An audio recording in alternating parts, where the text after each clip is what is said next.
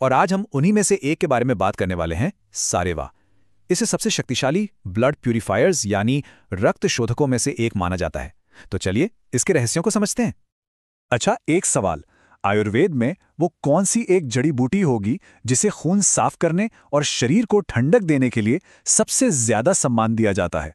जवाब है सारिवा। और आज हम यही जानेंगे कि आखिर ये साधारण सी दिखने वाली जड़ इतनी असाधारण क्यों है। तो चलिए सबसे पहले इस पौधे से ही मुलाकात करते हैं। ये सारिवा असल में है क्या, दिखता कैसा है और आयुर्वेद के ग्रंथ इसके बारे में क्या कहते हैं?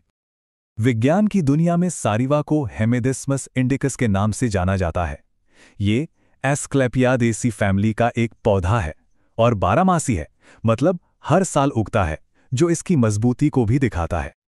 अब देखिए, जो वाकई दिलचस्प बात है वो है इसके अलग अलग नाम। अनंतमूल, सुगंधिका, मधुपर्णी, ये सिर्फ नाम नहीं है, ये इसके गुणों की कहानी बताते हैं। जैसे सुगंधिका और गंधप्रिया, ये नाम इसकी मनमोहक मीठी खुशबू की तरफ इशारा करते हैं। सारेवा कोई आज की खोज नहीं है। इसका जिक्र आयुर्वेद के सबसे पुराने और सबसे अहम ग्रंथों जैसे चरक संहिता और सुश्रुत संहिता में भी मिलता है। मतलब हम एक ऐसी जड़ी बूटी की बात कर रहे हैं जिसका इस्तेमाल हजारों सालों से होता आ रहा है। अगर पौधे को देखें तो इसके हर हिस्से की अपनी पहचान है। पतला सा भूरा तना, अंडाकार हरी पत्तियां। लेकिन असली शक्ति, असली खजाना तो इसकी जड़ में छिपा है। ये लंबी खुशबूदार जड़ ही है जो दवाई के तौर पर इस्तेमाल होती है।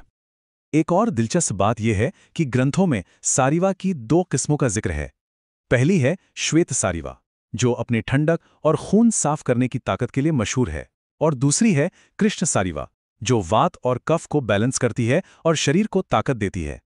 तो हमने पौधे को बाहर से तो जान लिया, अब चलिए जरा इसके अंदर झांकते हैं और ये समझने की कोशिश करते हैं कि इसकी असली शक्ति, इसके औषधीय गुण आखिर आते कहां से हैं। आयुर्वेद में हर जड़ी बूटी को उसके गुणों के आधार पर समझा जाता है। सारिवा का स्वाद मीठा और कड़वा होता है और इसकी तासीर ठंडी होती है, और यही ठंडी तासीर शरीर में बढ़ी हुई गर्मी और पित्त को शांत करती है, जो अक्सर खून में गंदगी का कारण बनते हैं। बस यही वजह है कि ये इतनी असरदार है। और इन सभी गुणों का जो निचोड़ है, जो इसका सबसे खास काम है, वो है रक्त शोधक। आयुर्वेद में इसे इसका प्रभाव यानी इसकी स्पेशल पावर माना गया है। यही वो ताकत है जो सारिवा को सबसे अलग बनाती है। और ऐसा नहीं है कि ये सिर्फ पुरानी बातें हैं। आज का विज्ञान भी इस प्राचीन ज्ञान को मानता है। सारिवा के ये गुण इसके अंदर मौजूद हेमिडेस्मिन, सैपोनिन्स और फ्लेवोनॉइड्स जैसे कई केमिकल कंपाउंड्स की वजह से हैं, जो मिलकर अपना असर दिखाते हैं। तो अब बात करते हैं सबसे जरूरी सवाल की, इस अद्भुत जड़ का इस्तेमाल असल में किया कैसे जाता है। आइए देखते हैं। जैसा कि ये चार्ट दिखा रहा है, सारिवा का सबसे बड़ा काम तो है खून साफ करना, लेकिन ये सिर्फ इतना ही नहीं करता। ये पित्त को भी शांत करता है, शरीर में जलन को कम करता है और एक तरह से शरीर को पोषण देकर नया जीवन देता है। ये एक मल्टीटास्किंग हर्ब है ना कमाल? जब खून साफ होता है तो इसका सबसे सीधा असर कहाँ दिखता है? बिल्कुल सही, त्वचा पर।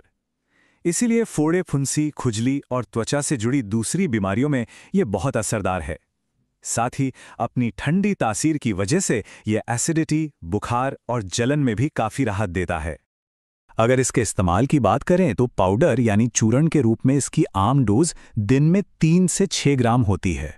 लेकिन हाँ, एक बात हमेशा याद रखनी है कि किसी भी आयुर्वेदिक दवा का सेवन हमेशा एक एक्सपर्ट की देखरेख में ही करना चाहिए।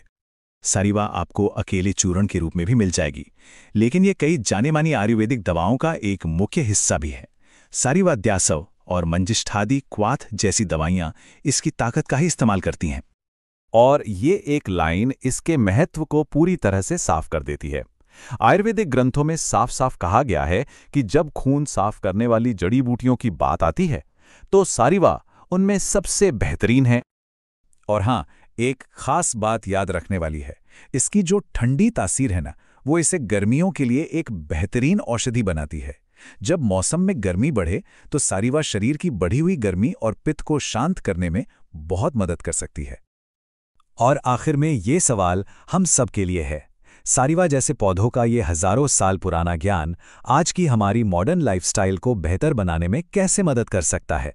ये एक ऐसा सवाल है जिसका जवाब शायद प्रकृति में ही छिपा है।